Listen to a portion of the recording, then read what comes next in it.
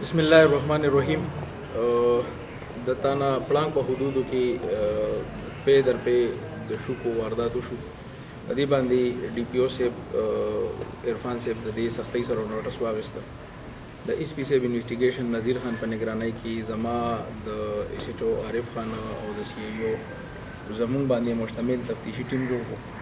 مونږ د دې کې ساينسي خطوط باندې تفتیش وکړو. په دې کې چې کوم دی مونږ درې ملزمان اریسټ کړل.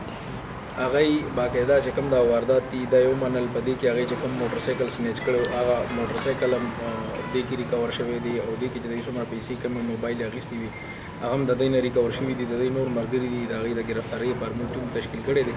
انشاءالله ډېر زر به هغه هم ګرفتار شي او چې کومه ریکوري ده هغه انشاءالله نور د هغې چې کوم حصه ده هغه د هغې نه انشاءالله ریکور شي.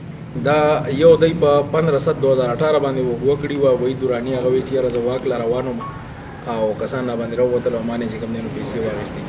بله وقوه دی کړي ده سلمان ولد فیاض سیک نامیه کلی 14/11/2018 باندې دی وی چې یاره زه په موټر سایکل باندې مزدورۍ نه راتلم او په لاره کې راته کسان نه ووتل او ما نه پیسې واخېستې او موټر سایکل یې واخېسته. بل یونس ولد حضرت ګل دی او د سره نور کسان وو. دغه کسان هم دی چې کوم دی نو دا دی په 19/11/2018 باندې دغه کسان دی شکولي. په دې کې مختلفې درې مقدمې رجسټر شوي دي. د درېو وقوعو دی اعتراف کړی دی او د دې نه دا ریکوري شوي ده. کوم موټر سایکل چې دی سنیچ کړی هغه موټر سایکل هم د دې نه ریکور شوی دی. کومې موبایل چې دی سنیچ کړي وي هغه هم د دې نه ریکور دي او د دې چې کوم نور مرګري د هغې د ګرفتارۍ لپاره مونږ ټیم تشکیل کړی دی. انشاءالله ډېر زر به هغه هم ګرفتار شي. نوم طاهر دی، د پلار نوم مې مذاکر دی. دلته مونږ د غزان خانجرې سره پړانګ اوسېدونکي یو. چوتي پل کې مې شوکه کړې وه. په موټر سایکل باندې کسان را روان وو. مونږ ته ودرولو څلور کسه وو.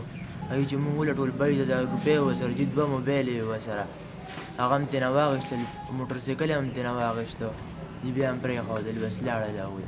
بله دلته باچه هوټل نه دی خوا دغه ځای کې م کړې ده چینچی والا هغې چې مو درول 3 کسه وو. یو سره 4,000 روپۍ یو سره 5 وې او یو سره 2,500 روپۍ وې.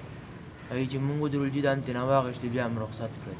دا چې بس بیا هم توبه راځي دلته خو مونږ په قرآن لاس هم یې خیر چې بیا دې نورې شوکې موکې به نه کوو. زما نوم عثمان دی. مونږ چوتي پل کې شوکه کړې وه 4 کسه وو. 22,000 روپۍ هم ترې اخېستې دي. هغې 2 کسه وو. بیا هم هغې نه پس هم بیا چوتي پل کې وحید دراني نه پیسې اخېستې دي. 5,500 روپۍ کین کې ورسره پی ووه او دلته هم چینچی والا نه پیسې اخېستې دي.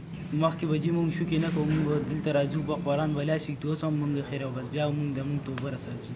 مونږ به بیا شوکې نه کوو. زما نوم وسیم دی. د پلار نوم مې سید دی. پړانګ خونخېل اوسېدونکی یم. د چوتي پل کې مونږ شوکه کړې مونږ 4 کسانو. 2 کسه په موټر سایکل وو. هغې راکوز هم کړل. 22,000 روپۍ هم ترېنه واخېستې او 2 موبایل هم ترېنه واخېستې. موټر سایکل هم ترېنه واخېسته. بل هم د چوتي پل کې کړې وه دراني د هغه نه هم جي 5,500 روپۍ اخېستې وي او باقي هم توبه را به دلته هم په قرآن لاس یخې نورې شوکې به نه کوو.